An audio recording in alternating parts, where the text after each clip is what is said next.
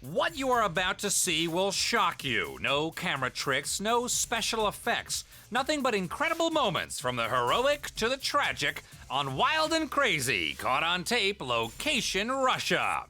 The man on the pole is not a professional stuntman. He's an amateur from a small Russian village near the border with Georgia. Here, one wrong move and the fall could easily cost him his life. The young stuntman trained by jumping off the roofs of garages and barns. And what he lacks in judgment, he more than makes up for in luck. And as we've said before, don't try this at home, even if you happen to have a huge pole sticking out of your backyard. And here's the old exploding flashbulb trick. Say cheese, or either one will work. Always good for a laugh. And those shoes, yeah, wheels on the bottom of them. Way to protect that video camera, though. And at an off-road race near Moscow, driver number 33 misjudges a turn and the Jeep flips over. A moment of confusion. Is the driver okay? Apparently so, as he and the car are able to continue the race. Pretty impressive. They could use this footage in a commercial. Take another look. Despite the roll, the driver and his passenger don't seem to mind the dizziness and start her right up again. Believe it or not, word has it that they ended up winning the race. The following segment could be called When Things with Wheels Go Wrong. These young guys are practicing their mountain board skills, with little cheesecake thrown in for dessert. Mountain boarding is sort of a mishmash of skateboarding and snowboarding, just without any snow, or a lot of sense, as it turns out. Hey, that's a scooter. What's he doing there? Okay, where were we? Larger and more durable than most skateboards, mountain boards seem to be trouble wherever you find them, in the concrete jungle or in the mud and long grass. All right, fair's fair. And as with snowboarding, until you get the hang of it, you should expect some pretty impressive black and blues. Like little four-wheeled mules, mountain boards seem kind of stubborn and apparently don't like people riding them much. Mountain boarding is still in its infancy as a sport and is very new in Russia, and we can probably expect a lot more bruises and broken bones in the years to come. In other words, more footage like this. Still, once in a while, things do click and people can actually perform some stunts on these things.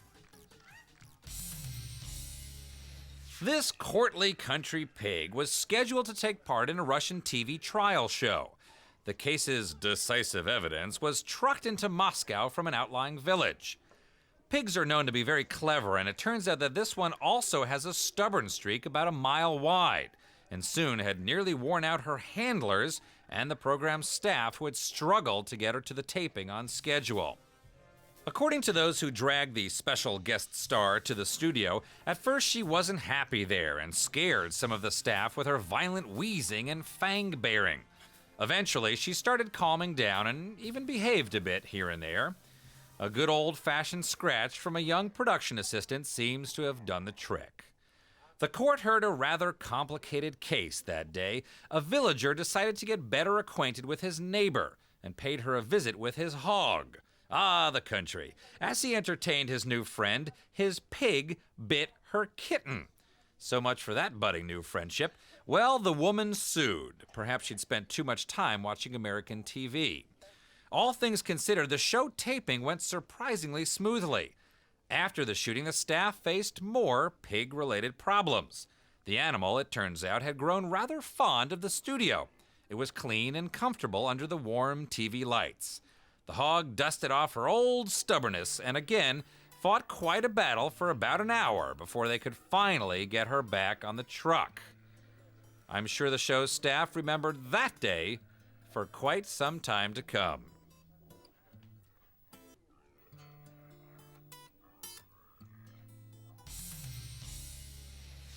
Now it's time to introduce some of the young, upstanding members of the Gloom team. These guys from St. Petersburg get a huge kick out of danger. They're particularly focused on potentially lethal stunts with fire and speed. The more dangerous, the better. This guy's giving new meaning to the term hothead. And this guy's just lighting up the neighborhood with his sparkling personality. Little ice bath might cool him down a little bit. And here we see escalation in action. What starts out throwing snowballs at a tram ends up with a couple of stunts that could have turned out much worse than they did. These guys were lucky, but seriously, large vehicles are dangerous. Don't try this kind of stuff at home.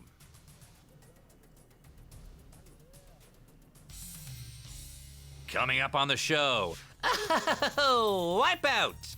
A runaway tire turns into tragedy. Workers nearly have a bitumen burial. Horse and rider shenanigans, and much, much more on Wild and Crazy, caught on tape, location Russia. Moscow, August of 2002. This motorcycle race would be the last one for Vyacheslav Kanashin, the driver of the white Suzuki, here in the foreground. In this type of competition, the racers compete in timed heats. They need to drive the nearly quarter-mile straightaway cleanly and at full speed. Here's where things go wrong. For some reason, Slava's motorcycle on the right started shimmying from side to side and crashes.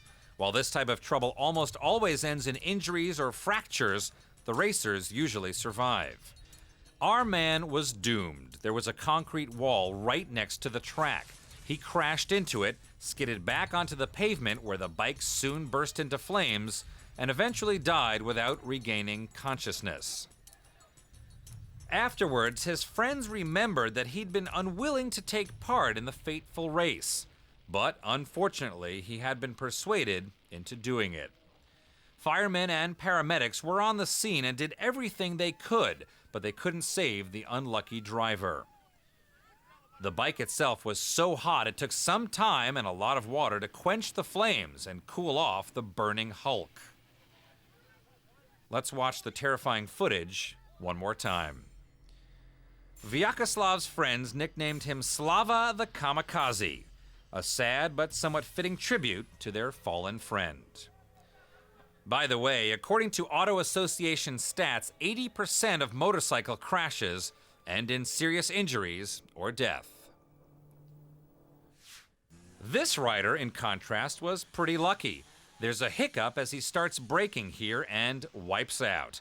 He got off with a reasonably minor dislocation, and his motorcycle, too, was more or less just scratched.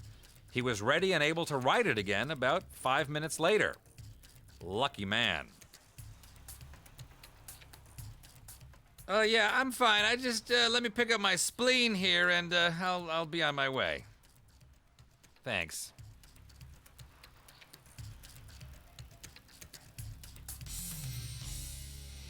And what started out as a fun day at the truck races ended in tragedy as a truck lost a wheel that ended up careening into a crowd of spectators. The incident seemed funny at first, but amusement turned to horror in a matter of seconds. The runaway tire ended up killing two 10-year-old boys. Paramedics did their best, but were unable to save either of their lives. Apparently, they were no match for a heavy tire coming straight at them, at speed, with little, if any, warning.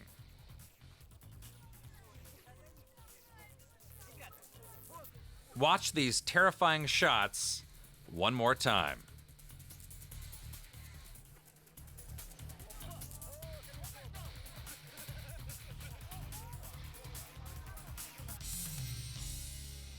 Alexei is a Moscow businessman who's also an avid traveler.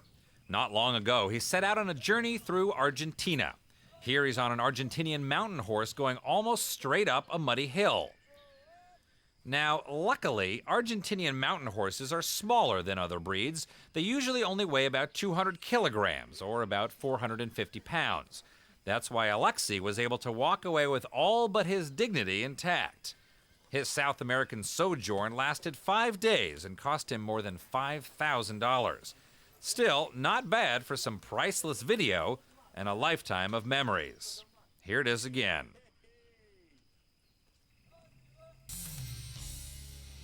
This next accident took place in an oil refinery near Novosibirsk, Russia.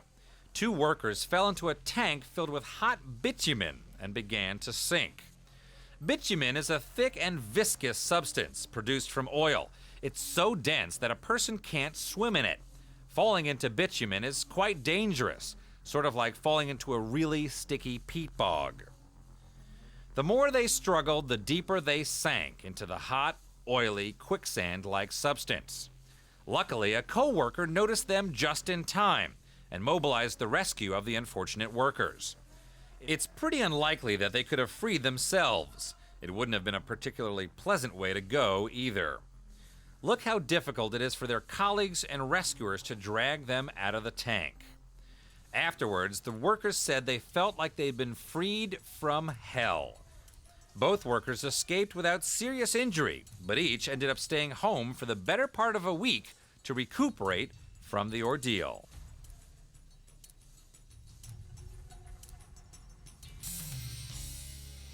What started out as a quick cigarette run ended up, well, not so quick. Walking down the street, our friend here wasn't watching his step. This, it turns out, was a big mistake. His foot slipped off the curb and got stuck in the narrow sewer grating. The grate was missing a bar or two, so his foot got inside and stayed there. The sewer system's latest victim had to stay in this reasonably undignified position for just over an hour. People on the street seemed to enjoy the free show. Hey, it wasn't all bad. At least he got to wear the big rescue helmet like all the other guys. The team managed to set his foot free not long after they arrived. After a quick check to see that his leg was still more or less intact, he discovered he wasn't injured at all. Realizing his good fortune, he thanked the crew and even asked for the phone number of the blonde rescue lady.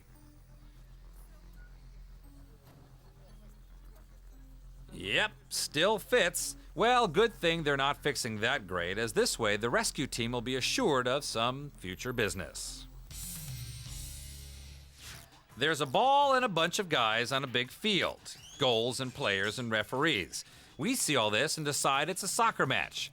This big Doberman sees the same thing and decides it's playtime. And just like that, a soccer team has a new mascot/halfback. And some tired soccer players get a chance to catch their breath. Hey, I'm open. Hello, people. I think the announcer at the game summed it up best when he said, totally.